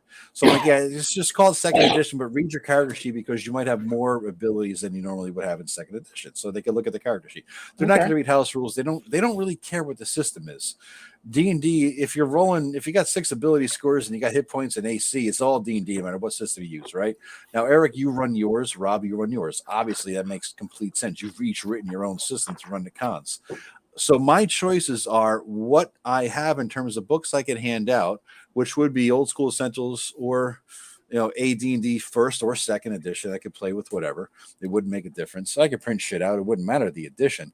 I could run old school essentials is everything for you call it Mentor or BX or whatever the hell you want to run, right? I'll have Swords and Wizardry, which is like an AD&D or OD&D plus all the supplements clone. I could maybe run that. What makes the most sense to run at a con? It would seem that it makes sense to run a simpler You can run system. anything. You can run GURPS, long as you know the system. That's the key. You know the system, and you only do this for the Bears Essential, but you give them a recent card. And that's the funny thing, Rob, because of when I bought your stuff, right, and then these resource cards, I was like, I don't need this shit. It was the thing that I needed or wanted the least. What resource card? What are you talking about? That card that you just held up there, the how to run a character, like those cards you handed, the hard stock cards. Yeah. I was like, I wouldn't use this like as a player. I just give me the book. Well, I had players use this. Arcane spells. They want to know what magic missile does. They just look it up without thumbing through a huge rule book. I think what I would do is give them their character sheet with, if they are a spellcaster, I give them a printout, like 2-3 pages of the spells they have in their spell books or that they have potential to memorize. That's all I would do is hand them, if you're a spellcaster, here's that. So that alleviates the need of a system in a sense, because old school essentials, AD&D, 2E, I mean, it's system agnostic to a certain extent, right? Yeah. But you have hit points, AC, and what's your attack bonus equivalent, Again, Joe, when you're running at a convention, you and Rob will agree with this. Time, in a way, Shadow Dark is a great system to run at a convention because built into the system is time. Time is a very important thing. So, running at a convention, if you had a prop like a 1 hour, timer going, that would actually be pretty cool. But if you have a system that you can run with minimal, if any, looking at the rules, besides having like your DM screen up for your combat tables, it's going to run quicker. It's going to run smoother. You'll be able to put more time into keeping your players' attention as opposed to looking up rules. Nothing sucks more than having a convention game slow down because the DM has to figure out some rule that caught them off guard and they're looking through the. See, that's why I'm leaning against what I didn't even mention was Hyperborea. Used to be Astonishing Swords and Sorcerers Hyperborea. Jeff put out a lot of stuff over COVID. I bought a lot because I'm going to support a cool dude. And it's the game that I would love to run, but I don't run. I've run one campaign. It didn't last. Everybody fucking died. Right. But the problem is I have this 2E hardcover book. I have 6 softcover players handbooks equivalent. Then I have the new 3E version, right? So I could run Ash, right? But it's a complicated system. When I played in the Ash games, I played in 2 of them at North Texas. And one of the games I played a caster. I'm like, and one guy had a book, and I'm like, hey, dude, could I read the book real quick? Because I wanted to look up the spells in between that I was thinking of casting on my turn initiative, but I didn't have a book. There's something to a simple system. You don't need to have that level of complexity that you need to fucking bring your book with you. A lot of people were Ash fans. They had books there, right? So they were looking them up real quick. I just didn't bring mine. So my lapse on my part. But yeah, something simple is much easier. Okay, so Joe, Mhm. suppose you had to run GURPS. Well, suppose I had to run GURPS Yep. for a con game. Now, player shows up, wants to try GURPS. Happens all the Yep. time. Player shows up, wants to try D&D. Mm-hmm. So what do? I mean, I run D&D because I've never played I'm- GURPS. I realize I'm going to sound a bit like a pundit, not the RPG pundit, but a pundit here because I keep saying this over and over in my blog. But what I do for any system, especially at a con or a game store, is I focus on pretending to tell the player, pretending you're there, just describe what you want to do. I will tell you what you roll. Yeah. And Yeah. I do a lot of things to try to build up Mhm. trust with them. Yep. But Right. But the essence of getting a novice, and this is true when I'm not at a con, back when GURPS was, and Tim did it too. When Tim and I ran GURPS here in Meadville, middle rural PA, how many GURPS players we're going to run into? Yeah. None, except for the ones we created. Yeah. And so we did the same thing, except we could be more leisurely about it. We just say what you want to do. We'll tell you what to roll, and we'll be glad to explain why you had to roll that way. And I wouldn't go deep into the explanation at a con game. Mhm. Home game, sure. Con game, we got 4 hours or 3 hours. See now, Rob, if you take that approach, because I was thinking about that, my house rule 2E changes so much that when I give them a character sheet, they're going to have what looks like an AD&D 1 or 2E, and they're going to have lists of different things that they can do as a cleric or a priest or a wizard or whatever the fuck, right? And it's all going to be on their character sheet. It honestly doesn't make a goddamn bit of difference what I call the system, what I advertise it at, what I label it as, because if you're used to playing D&D, if you know the very basics of D&D, you're playing Joe the Lawyer's D&D game that day. It's not game system specific. You see what I mean? If everything you need to know is contained on that sheet in those couple pages, But what do you roll for the initiative die? That's all. Just I tell them at the time. That's it. D10 go low for AD&D 2E. Okay, but D6 group, whatever you want, right? But a player is used to a D6. They're used to it if they're used to it, but if they don't know the system, if I don't tell them what the fuck it is, they're not going to have any assumptions going into it. You know what I'm saying? Well, given your distinct how you like to tweak things, yes, I would go. System. I would label your game as classic D&D. There you go. Something that's generically enough that doesn't no expectations. Oh, I thought we were playing with the negative. Blah blah blah blah blah. No, shut up, asshole. If you have like I do, that's why I label my games as a majestic fantasy RPG. Yeah. Despite the fact that I say my game is the majestic fantasy RPG, which is based on swords and wizardry, which is or based on OD&D.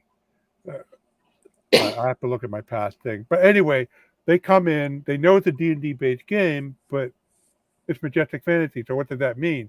So I explain it to them, and you're right. They don't come with an assumption. Yeah, but I will tell. I want to share one example of a cheat sheet that I did create that did work out. Is it in for digest a con size? game for travel? It is in digest size. Yes, it is. Yeah. So this, I did that approach where I told you I would just describe what you want to do. And stuff. But sometimes they need to look up stuff or had a question, and I can say just look at the injury rule on here. And this was perfect for classic traveler. Now, I don't know if I could make one of these for Mongoose Traveler. It's a little bit more detailed, but this was perfect for classic travel. Okay. I think what I'm going to do, based on this conversation, I'm just going to do, I like what you said, classic D&D. I'm just going to have my house ruled 2E characters. I'm going to create 8 character sheets or 10, however the fuck many. I'm going to create 10 character sheets of X level, and I'll bake my house rules into the character sheets. I'll have copies of the spells if they have the ability to memorize any.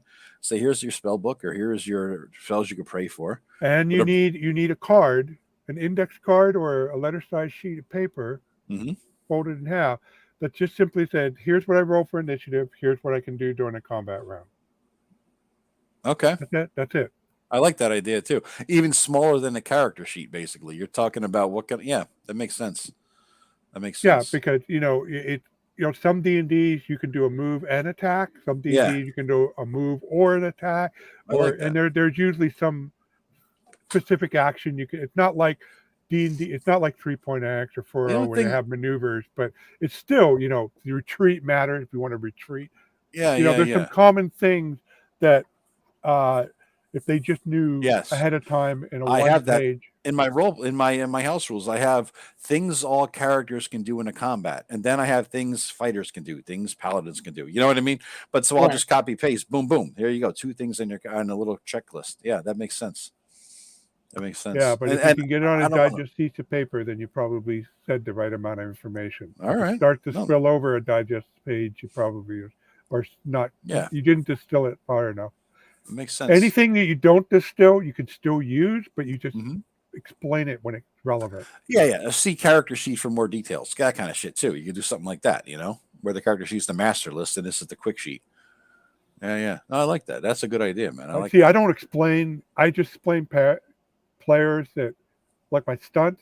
I don't get into detail about my stunt. I just say, anytime if you want to do something other than damage, but like grab something from a person's hand or trip them or something, just let me know. The only catch is the target's probably going to get a saving throw. You know what I have to do, Rob? Honestly, Nurk, I'd have to do ascending AC. People are too used to that.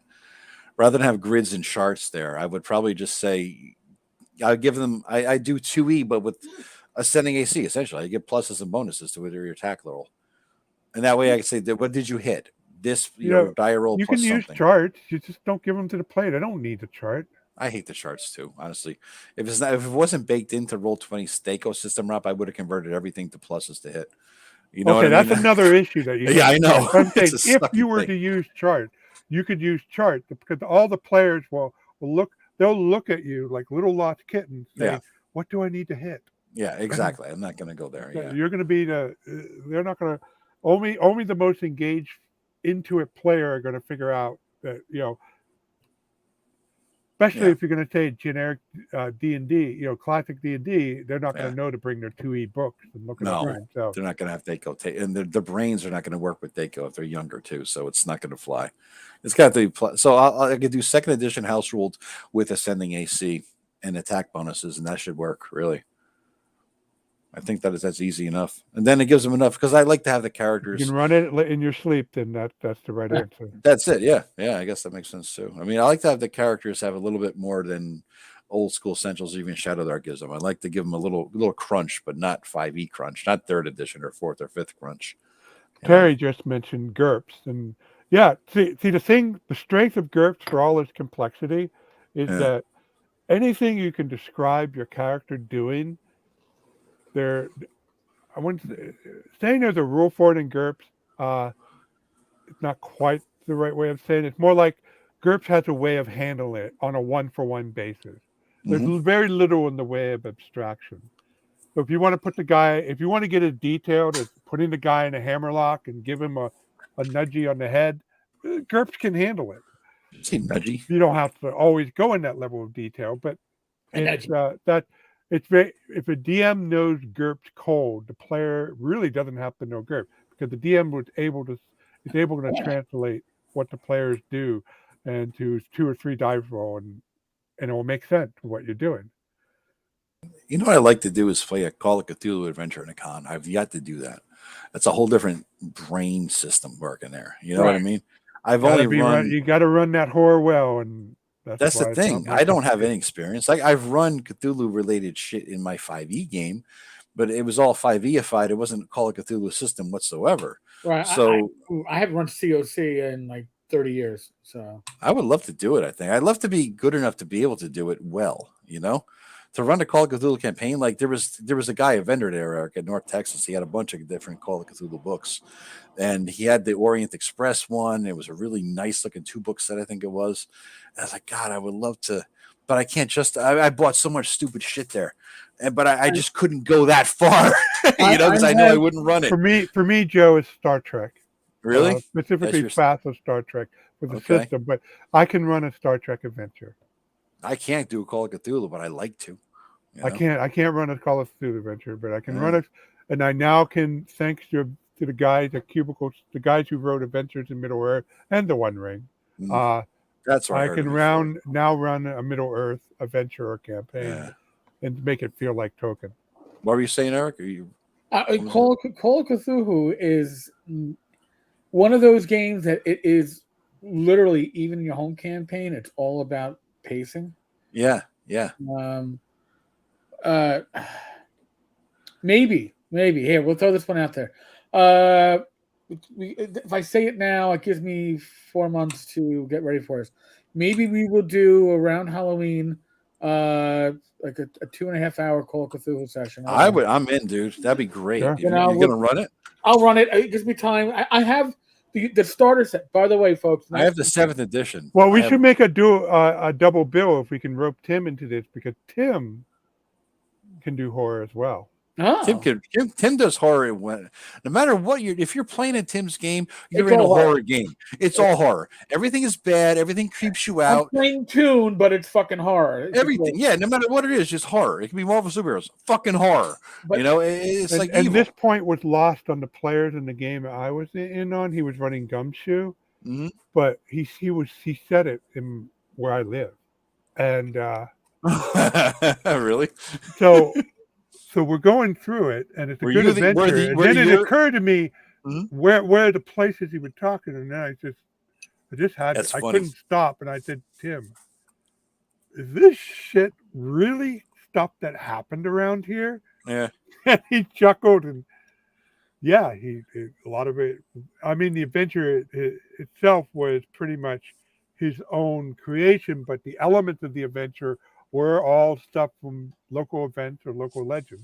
He likes that shit. He likes to go into like the local tales of a place and figure it all out. He's into that a lot. So I could see that totally being a horror campaign. He's like the Pennsylvania Lovecraft Tim. It made it ever. Then from that point on, the adventure was extra creepy for me. Oh yeah. Were you the villain in your own campaign, Rob? Did he make you the bad guy? You're visiting your house, and there's an attic full of bats. No, we were doing something more of an investigation or something. But okay. Well, I would use the starter set for Call of Cthulhu 7th edition because the starter set is amazing. I have a physical copy. I have a digital copy. It is $10 for the digital box set. It includes a solo adventure. All right. Run yourself to get yourself used to the system.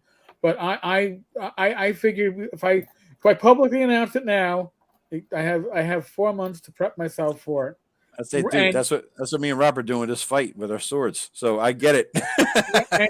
and we may even get Rach to join in on that one. Nice. To play Call of Cthulhu. All right. Maybe I'll set her up on her. Did you guys? Hey, our last 2 live sessions with Shadow Dark were the one ran by Matt and then the one ran by me. Yeah, those worked out well. People do like watching us play. I think it's kind of like because the same reason you watch a car race. People say, "Oh, they like the skill, but they want to see people crash and die." Right. And so I think they were waiting for us to do something that would get us all canceled. I think that's what they were watching. A bunch of old fucks. They're going to fuck up soon and say some stupid shit. That first session had pretty good PvP action. It was good. I mean, we had a good showing. We had a good show. People enjoyed it. I think it was a nice time. People, I think, really, they got into it. Yeah. So a quick aside, I just wanted to show off a Father's Day gift that I got from my wife. Yes. This is very nice. This is not the dice box. Oh, not the dice box. Okay. Well, what is that? What is that, dude? You got a Dragon Home salt and pepper shakers? Yeah. How'd you get that? Wow. Did your son make that too? No, my wife. My wife bought it. Very nice, man. Yeah. Very, very nice. I'm quite pleased with it. And Kellyanne. Kellyanne? Yeah, she's not here. But are you here, Kellyanne? Nice try. I'm just showing off what you got me. I'm sorry, what? Well, come over and I'll show you. Uh-oh. Uh-oh. Oh! Not gonna hear Whoa, it we're too getting much, kinky in the kindly house here. Da-na-na-na. He doesn't hear us even mocking him. That's the funny part about this I know. whole It's thing. like, ooh. So a couple Eric. dozen people saw it. Uh-oh. Whoa, what'd they see? He whipped it We're out. getting kinky here now. Rob doesn't even hear us. That's the He aggressive. No, wants to that's know right. how you guys like it. Just what? Can we say it in a non-dirty way? Yeah, I know. You missed the whole punchline. We Rob. were we were just We were just getting crude and rude there. Oh, okay. They like it. Safe answer, Rob. Oh man. Hey, did you guys let me show you this. I don't think there's any personal info being divulged. So let me show you this thing. Did you guys back this campaign on Kickstarter recently? I'm Kellyanne, No. doing the sharing there, Rob. can you Eric. Discord me? Where Did you guys No. back this? One of No, the I did viewers not. wants to This was really cool. I Oh, have wait, the box set. Oh, was this from a couple of years ago? No, it know. wasn't Yeah, even this that is a old ago. reprint box. It was a reprint box set that I backed and received in the mail, and I really enjoyed it. Oh, okay. A box set of classic Cthulhu products from the 80s, right? And I Okay. backed at a good level. I think I got the max the whole shebang, basically, you know? So Right. it's kind of cool. What's in the box, blah, blah, blah. You get all the basics, the Call of Cthulhu rule book, the source book for the 1920s, a world map, character sheets, character silhouettes. Then you get a shit ton of supplements, right? Shadows, all these different, you see them there. Shadows of Yog Sothoth and Asylum and Other Tales, Cthulhu Companion, Trail of Whatever the Hell, and Fragments of Fear, right? So I backed well. I got, I got everything you could get out of this thing. It's a nice box set. It's like a sentimental thing. I'm not even the Cthulhu guy, but to me, this was pretty damn sentimental. I think it was like one of those reprints that you're probably not going to see again, Right. So I picked it up, so. It was pretty neat, though, I think. Did you get your physical reward yet? I did. Oh, I got that like fucking a long time ago, Rob. Did you back and not get it? Rob, I got this box set. I don't know how long I guess ago. I would have gotten it if I don't know. It's on the borderline. Hey, Eric, could you share that link so Tammy and others can go and find it and order it for themselves if they want to? Hold on.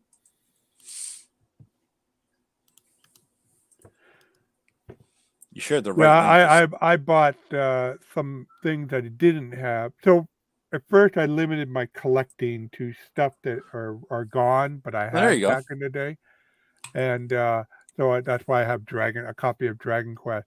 But I did collect some things that I wish I ought to had, like Arms Law, Rollmaster Arms Law, the original one, and I did get RuneQuest, the reprint of RuneQuest 2, and I guess I should got on the Call of Cthulhu box set. Well, wait, what was the price for it though? Mine, the thing let me pull it up again. I think I don't know why, but in my head it was like $100. Yeah, that was too rich for me for what it was offering. Yeah, it was Chaosium. What the hell did I back?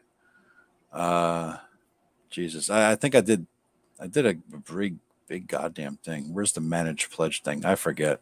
But I backed at a pretty high level, Rob. I got the box set and pretty much all the shit, Yeah, I think it was just high enough that even since I was never going to probably never play it, it wasn't worth the nostalgia. Yeah, no, I got a good setup there. It's pretty cool. It was all it was for me, and it was nostalgia. But I'd never played it, but I do want to play it someday. There, it was proactive nostalgia. I don't know what you call it, but it's a good thing. It's pretty sad. I'm pretty sad now because I pretty much completed everything I wanted to get. I mean, I have all the Thieves Guild stuff. Yeah. I have. You mean the Thieves World stuff? World? Thieves Guild. Oh, I don't know that.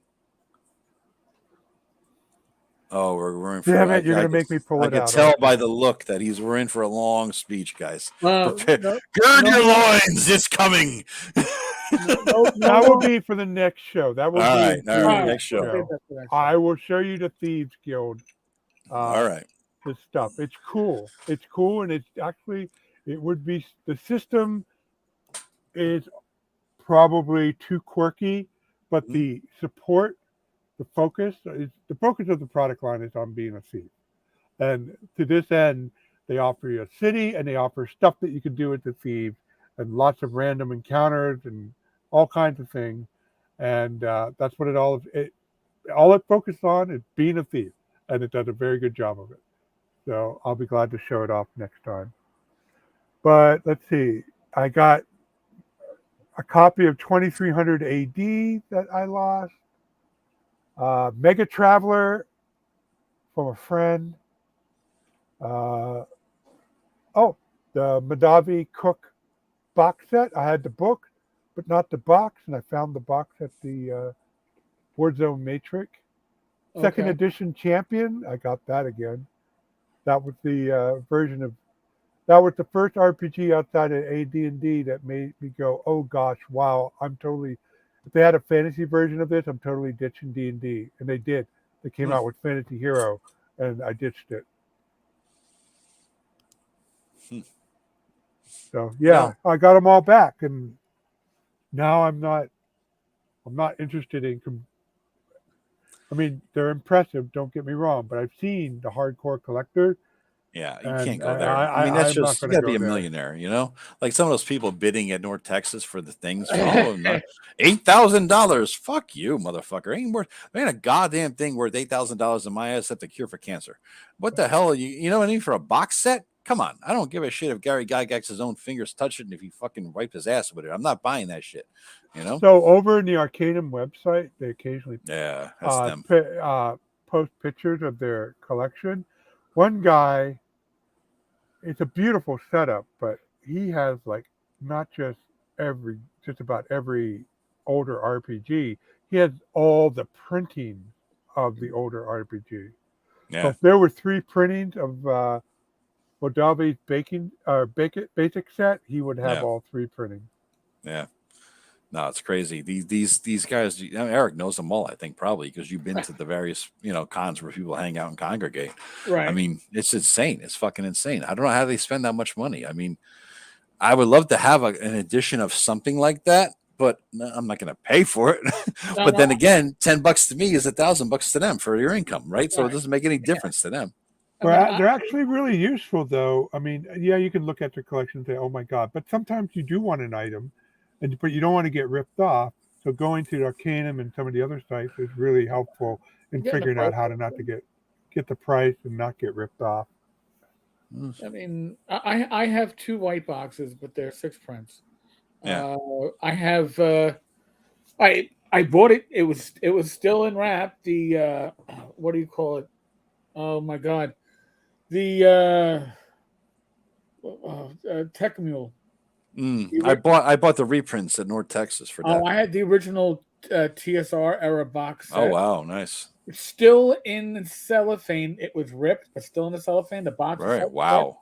So of course I opened it up like a kid. Oh yeah, you motherfucker fool. But I got it for less than $100. All right. It was, I don't know, almost 10 years ago.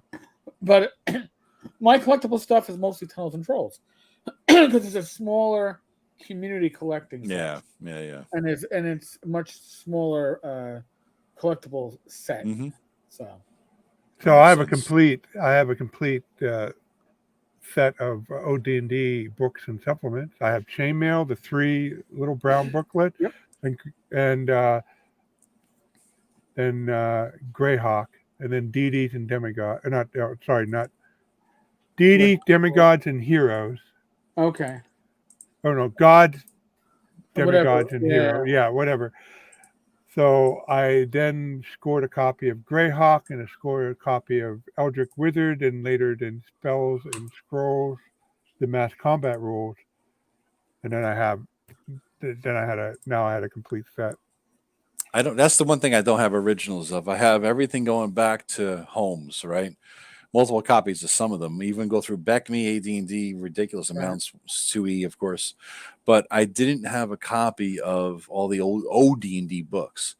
But Tavis, remember him? He gave me a link. Some guy set up sort of a private Lulu page which was you got to have the link to get there. It was kind of like you got to know the guide who knew the guy to get the Right. weed, right? And so you got to have the link to get there. And he sent me the link to this thing, and all it was a literal reprint, digest size of the OD&D books. So I don't have any original OD&D books, but I do have reprints from Lulu off a pirated page from 13 years ago. There you go. That's all I got. Hey, That's cool. You know, the funny thing about my set is that, so back in, say, Thursa in 1988, I tried to play it, but I couldn't because, as it turns out, my set is missing one single sentence of how much damage you do when you hit. Oh shit. It was, I didn't have Greyhawk. Well, it was all D6, wasn't it? I mean, Yes, it was all D6, but where that is in the normal book, it's just blank in mine. that's I have funny. no clue. It seemed to be a rare misprint. Probably makes it more valuable, Rob, completely honest with you. I mean, that's the error page, right? That's the error version. So it might make it worth something. Right. Who knows? it depends. Well, I don't have the box anymore. The box got okay. smashed long ago. So I just have the 3. Can't tell you how many layers of fucking tape are on my Menser Red Box set holding that shit together. There's more tape than material at this point. There's more tape than cardboard. Yeah, I think my first print Gamma War was like that. Yeah. Oh yeah, that's another thing I scored is a box set of first edition Gamma World. Welcome to D&D YouTube, where the only scoring we talk about is the box sets. Oh, we're all in that 50s. We're lucky we can even. That's it. Well, I think since we're now talking about our game collections, I think it's time for us to pull the plug on this one before somebody else does. Yeah. We have any viewers left? Oh, we have 9 left. We got 9, but we've been going down as the night went on, though. They hate us. Yeah, but well, Eric, next time we have ShireCon coming up, so we have to do the tankies. I know. We got it. We should set up an email address for submissions, for digital submissions, because we're not looking for free shit, guys. We're just looking for send us your product in a PDF, in an email, or a link to it, and we'll download it, we'll review it, and we have like 8 or 10 categories already. We got to figure it out, definitive whatever on these categories, and figure out if you have to submit for a category. If you just submit in general, we sort of categorize the thing. I think they just submit in general, and I'll be honest with you too. Even if you don't submit, you still might be in the mix if one of us owns the thing. Or all of us on the product. It's got to have come out since last September, the date of the last ShadowCon, ShireCon, and we'll ShadowCon. That's a cool name for a con. Yeah. The date of the last ShireCon has to have come out since then, and so if PDF, send it to us, and we'll set up an email address. That's the main thing. If one of us sets up an email address somewhere that we all have access to, so that we can log in and drop it into a Google Dropbox or something, we could all look at this shit. Yeah. And then we'll review it and put it into our own categories that we figured out and see what works best. I mean, it's going to be the Northeast's version of the 3 Castles Award. But we'll have more prizes. More prizes? We got prizes? We won't have big castles. We may have small tankies. We'll see. Little tankies. And with a ladder in it, I think, right? It has to be a ladder in there. Jesus Christ. Scary. All right, folks. On that note, if you made it to the end, God bless you. Only 9 of you did. Saints. You probably 8 of you probably fell asleep and just fucking left the shit on. Folks, tomorrow night, Gamers Health, Rach and I, 8 p.m. It's been a very lively group the last couple of weeks, not counting the assaholic troll that comes in because you're loathing. Whatever. It really reminds me of like a really bad, I don't know, like Abbott and Costello skit from like the 50s. But hey, come for the community and you can feel free to leave when the asshole shows up if they do. Other than that, thanks to Rob, thanks to Joe, thanks to everybody in the live stream. Dream big, build small. Thank you for making it to the end. Look at that, we got 10 people. Oh my God. We picked up a viewer. Picked up a viewer, and they said, "Oh, they're leaving." So, F you. Folks, be safe, be well, God bless. Roll this dice, roll them well. I'll be back tomorrow. We will be back with this in 3 weeks, right? Because there's nothing next week. Was that it? Yeah. Yeah, there's nothing next It's a week. five. And then, It's That's a a 5 bonus. Friday month. That's a bonus Yeah. week. Yeah, we're 2nd and 4th, right? So yeah. yeah. All Yeah, right, so the folks. 14th, we'll see you on the 14th, guys. And we will be seeing somebody else the day after, right, Eric? Oh yeah, That should be We'll fun. record. It's going to Should be be a fun. podcaster. Sorry, a vidcaster. Yeah. Convention. Yeah, and eating and drinking and all that other wonderful stuff. Amen. All right, folks. Catch you later. Later, guys.